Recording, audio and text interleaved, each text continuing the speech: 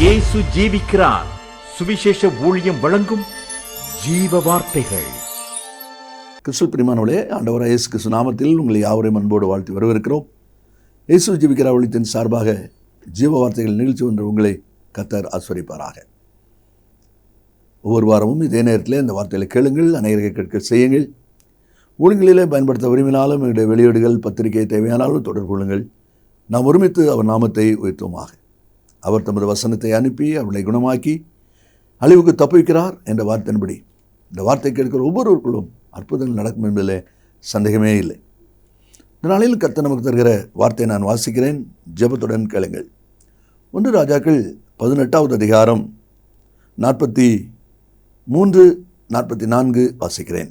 எலியா தன் ஊழியக்காரனை நோக்கி, நீ போய் சமுத்திர முகமாய் பார் என்றான். அவன் போய் பார்த்து ஒன்றும் இல்லை என்றான். நீ இன்னும் 7 தரம் போய் பார் என்றான். 7ஆம் தரம் இவன், இதோ சமுத்திரத்திலிருந்து ஒரு மனுஷனுடைய உள்ளங்கை அத்தனை சிறிய மேகம் எழும்புகிறது என்றான். இந்த வார்த்தையில் கேட்கிற அன்பு நேச பிள்ளைகளே, கடந்த நாளிலே கர்த்தர் நமக்கு கற்றுக் கொடுத்திருக்கிறார். அந்த உள்ளங்கை மேகம் என்பது ஆசீர்வாதத்தின் ஆரம்பம். கர்த்தர் தம்முடைய ஜனங்களாகிய நம்மை ஆசீர்வதிக்க அவர் ஆயத்தமாகிறார் என்பதற்கு பெருமழையின் இரைச்சல் கேட்கிறது. அந்த பெருமழையினுடைய அனுபவம் நிறைவேறுவதற்கு ஏற்படுகிற அந்த ஆயத்தம்தான் உள்ளங்கை மேகம். அந்த மேகம் பெரிதாகி காரின் மேகமாகி அதுக்கு பிறகு மழை பொழிகிறதையும் அந்த பகுதியிலே நாம் வாசிக்கிறோம். அதுதான் இதிலே சொல்லப்பட்டிருக்கிறது. இஸ்ரவேல் ஜனங்கள் வழிநடந்து வரும்பொழுது என்னாகமம் 9ஆம் அதிகாரம் 17ஆம் வசனத்திலே மேகம் கூடாரத்திலிருந்து மேலே எழும்பும்போது இஸ்ரவேல் புத்திரர் பிரயாணம் பண்ணுவார்கள். மேகம் தங்குமிடத்தில் இஸ்ரவேல் புத்திரர் பாளையம் இறங்குவார்கள் என்று சொல்லி இந்த வார்த்தை இருக்கிறதை நம்ம அதில் பார்க்குறோம். அப்போ என்ன அனுபவம் அதில் சொல்லப்படுகிறது? மேகம் எழும்புகிறது, மேகம் அமர்கிறது என்பது கர்த்தர் புறப்பட்டுட்டார், கர்த்தர் தங்குகிறார் என்பதற்கு அடையாளம்.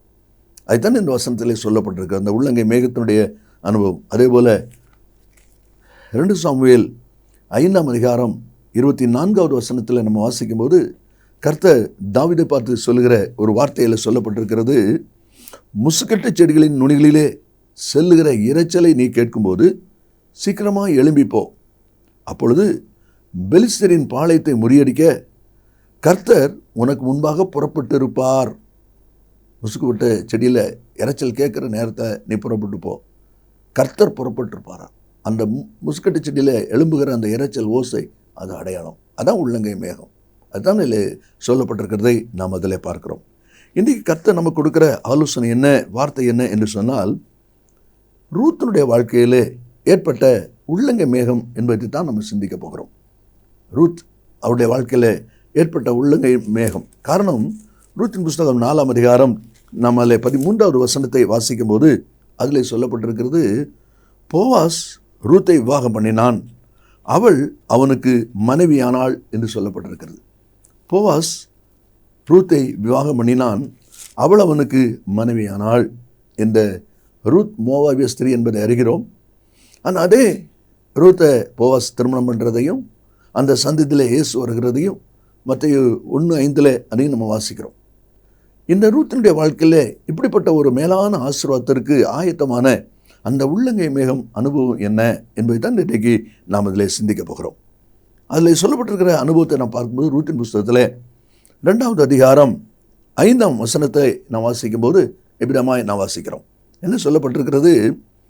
போவாஸ் அறுக்கருள் மேல் கண்காணியாக வைக்கப்பட்ட தன் வேலைக்காரனை நோக்கி, இந்த பெண் பிள்ளை யாருடையவள்? அறுக்கிறவங்க நிறைய பேர் இருக்கிறாங்க, வேலை நடந்து கொண்டு இருக்கு, வேலைக்காரன் பொறுப்பாக பார்த்து காரியங்களை செய்து கொண்டிருக்கிறான். அப்போ எஜமான் போவாஸ் வருகிறார். வந்த உடனே கேட்குறாரு, இந்த பெண் பிள்ளை யாருடையவள்? இதுதான் உள்ளங்கை மேகம்.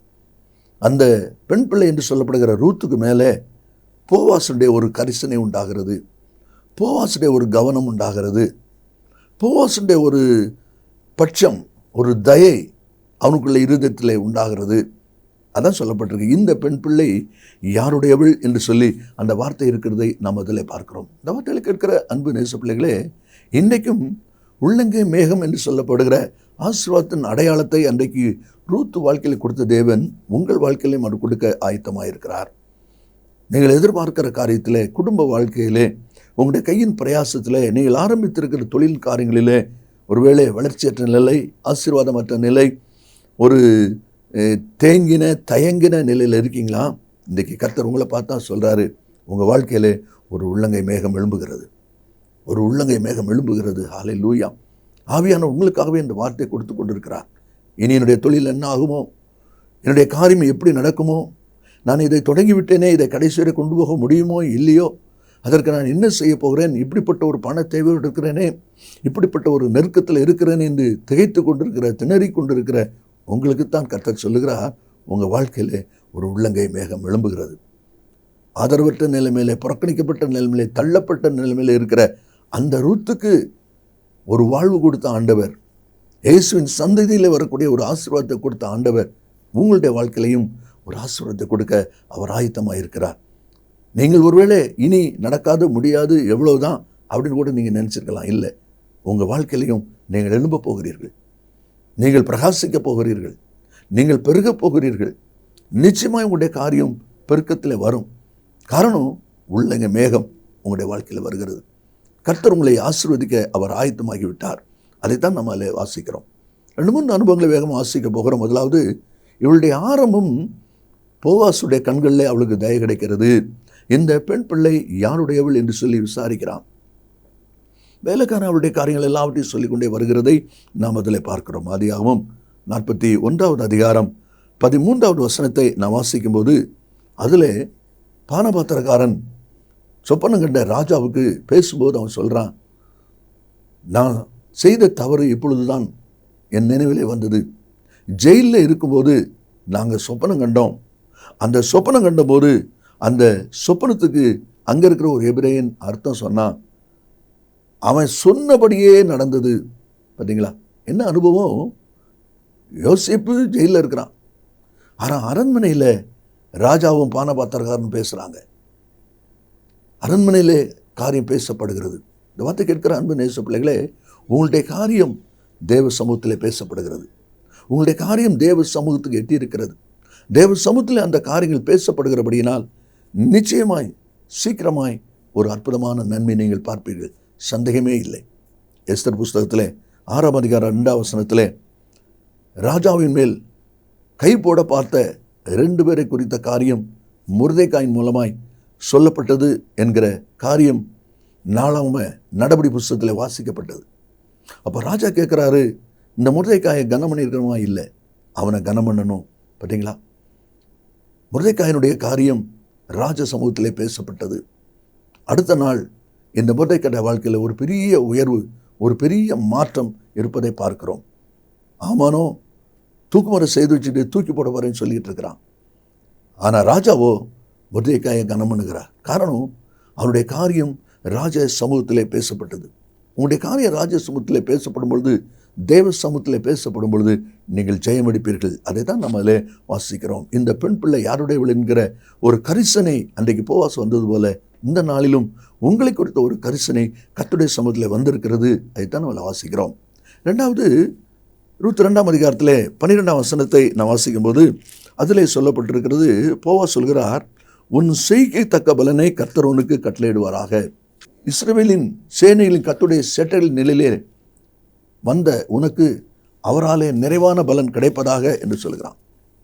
என்ன சொல்லப்படுகிறது அந்த வசனத்தில் நான் வாசிக்கிறோம், அவளுடைய காரியத்தை குறித்து வேலைக்காரன் எல்லாவற்றையும் தெளிவாய் சொல்லிக்கொண்டே வருகிறான். 11ஆம் வசனத்தில் கடைசியில், நீ வந்ததும் எல்லாம் எனக்கு விவரமாய் தெரிவிக்கப்பட்டது. அப்போ கர்த்தருடைய சேட்டைகளில் நீ வந்திருக்கிறதுனால நிச்சயமாய் உன்னுடைய காரியத்திலே மேன்மை இருக்கிறது என்கிற ஒரு வார்த்தை அதில் வருகிறதை பார்க்கிறோம். இந்த வார்த்தை கேட்கிற அன்பு நேச பிள்ளைகளே, உங்களுடைய காரியத்தை குறித்த விவரங்கள் தேவனுடைய சமூகத்தை எட்டினபடினால், தேவ சமூகத்தில் பேசப்படுகிறபடியினால் அந்த உள்ளங்கை மேகத்தினுடைய ஆசீர்வாதம் உங்கள் வாழ்க்கையில் வருகிறது. ஒருவேளை வேலைக்காரன் உள்ளங்கை மேகத்தை தான் பார்த்தான், ஆனால் கொஞ்ச நேரத்துக்குள்ளே அந்த மேகம், உள்ளங்கை மேகம் பெரிதாகி கருத்து ஒரு பெரிய மழை, பெருமழையின் இரைச்சலின்படி மழை பெய்ததே, அதே போல் அந்த காரியம் இருப்பதை நாம் அதில் பார்க்கிறோம். எப்படி இந்த காரியம் நடக்கிறது? அதை தான் எபிரேயர் 6ஆம் அதிகாரம் 10ஆம் வசனத்திலே வாசிக்கும் பொழுது, உங்கள் அன்புள்ள பிரயாசத்தை மறந்து விடுவதற்கு கர்த்தர் அநீதி உள்ளவர் அல்ல. ஒருவேளை உங்களுடைய அன்புள்ள பிரயாசத்தை உங்கள் குடும்பம் மறந்துடும், உங்கள் சொந்தம் மறந்துடுவாங்க, உங்ககிட்ட நன்மை பெற்றவங்களே மறந்துடலாம். இவங்களே மறந்துட்டாங்களே நீங்கள் நினைக்கலாம். ஒன்று தெரிஞ்சுக்கிடுங்க, எல்லாரும் மறந்தாலும் கர்த்தர் மறக்க மாட்டார். எல்லாரும் உங்களை புறக்கணித்தாலும் கர்த்தர் புறக்கணிக்க மாட்டார். காரணம், அவர் நீதி செய்கிற தேவன். அதனால தான் சொல்லப்பட்டிருக்கிறது, உங்களுடைய அன்புள்ள பிரயாசங்களை மறந்து விடுவதற்கு தேவன் அநீதி உள்ளவர் அல்ல. அதை தான் மத்தேயு 10:42 ஒரு கலசம் தண்ணீர் மாத்திரம் கொடுக்கிறவனும் அதற்குரிய பலனை அடையாமல் போகான். ஆண்டோட நாமத்து நிமித்தம் ஒரு சின்ன காரியத்தை நீங்கள் செய்திருந்தாலும், ஒரு சின்ன காரியத்தை நீங்கள் தியாகம் பண்ணியிருந்தாலும், மனுஷர் மறக்கலாம், ஜனம் மறக்கலாம், என்ன உங்கள் சொந்தமே மறக்கலாம், கர்த்தர் மறக்க மாட்டார். அதுதான் இந்த வசனத்தில் நம்ம வாசிக்கிறோம். உன் செய்கை தக்க பலனை. அப்படியெல்லாம் இந்த முள்ளங்கி மேகம் இப்பொழுது கொஞ்சம் பெரிதாக இருக்கிற ஒரு அனுபவத்தை ரூத் வாழ்க்கையிலே நம்மள பார்க்குறோம். இனி மூன்றாவது ஒரு அனுபவம் 3ஆம் அதிகாரம் 11ஆம் வசனத்தில் நம்ம வாசிக்கும் போது போவாஸ் சொல்கிறார், நீ பயப்படாதே, உனக்கு வேண்டியபடியெல்லாம் செய்வேன். மகளே, நீ பயப்படாதே, உனக்கு வேண்டியபடியெல்லாம் செய்வேன்.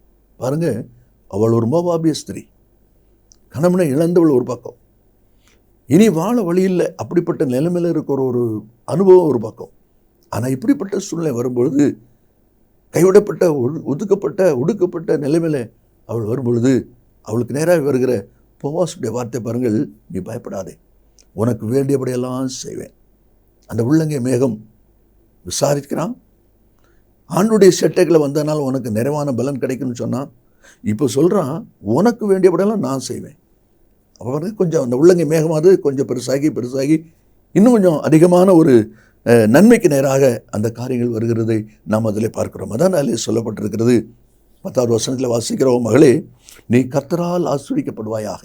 நான் உனக்கு அனுகூலம் பண்ணலாம், நான் உனக்கு உதவி செய்யலாம், ஆனால் ஆசீர்வாதம் வருவது கர்த்தரிடத்தில் தான்.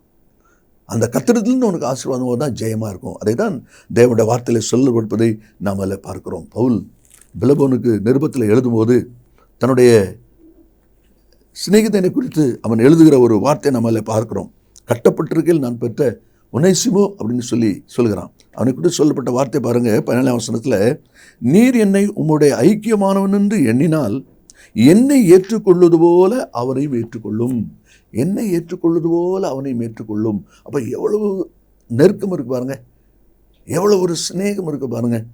அதான் அந்த மேகத்தினுடைய வளர்ச்சியின் அனுபவம். அதைத்தான் நம்ம அதில் வாசிக்கிறோம். இந்த காரியம் அதெல்லாம் சொல்லப்பட்டிருக்கிறது. நான் உனக்கு முன்னாலே போய் கோணலானாலும் செவியாக்குவேன்னு ஆண்டு சொல்லியிருக்கிறாரே, அதே வார்த்தையின் ஆசீர்வாதம் இங்கே உண்டாகிறதை பார்க்கணும். கடைசியாக 13வது வசனத்தை வாசிக்கும் போது 3ஆம் அதிகாரம் 13வது வசனத்தில் கடைசியில் சொல்லப்பட்டிருக்கிறது, விடியற் காலம் மட்டும் படுத்து கொண்டிரு என்று சொல்கிறார். என்ன சொல்லுகிறார்? நான் சுதந்திரவாளி என்பது உண்மைதான், ஆனால் என்னை விட நெருக்கமான ஒரு சுதந்திரவாளி இருக்கிறான். அவன்கிட்ட கேட்கறதுக்கு எனக்கு வாய்ப்பு கொடு. அதே போல் அவனிடத்தில் பேசி பார்க்குறான். அவன் சொல்லிட்டான், இல்லை என்னால் முடியாது, என்னால் ரூத்தை திருமணம் பண்ணிக்கொள்ள முடியாது, மனைவியாக ஏற்றுக்கொள்ள முடியாதுன்னு சொல்லி அவன் சொன்ன உடனே போவாஸ் அவளை மனைவியாக ஏற்றுக்கொள்கிறான். அதைத்தான் நம்மள வாசிக்கிறோம். அப்போ விடிய காலம் மட்டும் படுத்துரு, நான் செயல்படுவதற்கு எனக்கு இடங்குடி என்று சொல்வதையும் செயலாற்றுவதையும் நாம் அதில் பார்க்கிறோம். அதான் அந்த வார்த்தையிலே சொல்லப்பட்டிருக்கிறது. ஏசாயா 51:16 நீங்கள் வாசிப்பீர்களானால் அதிலே சொல்லப்பட்டிருக்கிறது, என் கரத்தின் நிழலினால் உன்னை மறைக்கிறேன். இந்த வார்த்தையில் கேட்கிற அன்பு நேச பிள்ளைகளே, ரூத்தின் வாழ்க்கையில் ஏற்பட்ட உள்ளங்கை மேகத்தினுடைய அனுபவம் முதலாவது அதில் நம்ம வாசிக்கிறோம். இந்த பெண் பிள்ளை யாருடையவள்? அதான் ஆரம்பம், அதான் உள்ளங்கை மேகம். அந்த ரூத்தின் மேலே ஒரு கரிசனை போவாசு உண்டாகிறது. அது படிப்படியாக வளர்ந்து கடைசியில் அவளை மனைவியாக ஏற்றுக்கொள்கிற ஒரு சம்பூர்ணமான ஆசீர்வாதம். அதே போல் உங்களுடைய வாழ்க்கையிலையும் நீங்கள் நிற்கதியாக விடப்பட்டது போல, அனாதையாய் விடப்பட்டது போல நினைக்கிறீங்களா? இல்லை. இந்த நாளிலே கர்த்தர் சொல்கிறார், உங்கள் வாழ்க்கையில் உள்ளங்கை மேகம் எழும்புகிறது, நிச்சயமாக இது பெருகும். பெருமழையின் ஆசீர்வாத மழையினுடைய அனுபவம் உங்களுக்கு உண்டாகும். விசுவாசிக்கிறீங்களா? கர்த்தருடைய கருத்தில் அர்ப்பணிங்க, கர்த்தர் ஆசீர்வதிப்பார். ஜெபிப்போமா? இயேசு சீக்கிரம் வரப்போகிறார். நல்ல பிதாவையும் நின்று துதிக்கிறோம். உங்களுடைய வார்த்தை ஆமென்றும் ஆமென்னு இருப்பதற்காக ஸ்தோத்திரம். அருமையான பிள்ளையுடைய வாழ்க்கையில் நீர் ஆயத்தமாக்கி இருக்கிற உள்ளங்கை மேகத்தின் ஆசீர்வாதத்திற்காக நன்றி. அது பெருகி பலன் கொடுப்பதாக கர்த்தர் இயேசுவின் நாமத்தில் பிதாவே, ஆமென், ஆமென்.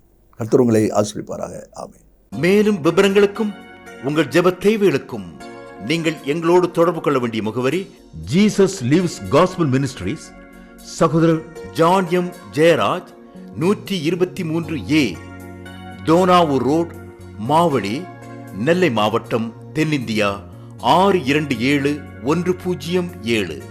செல்போன் 9443113292.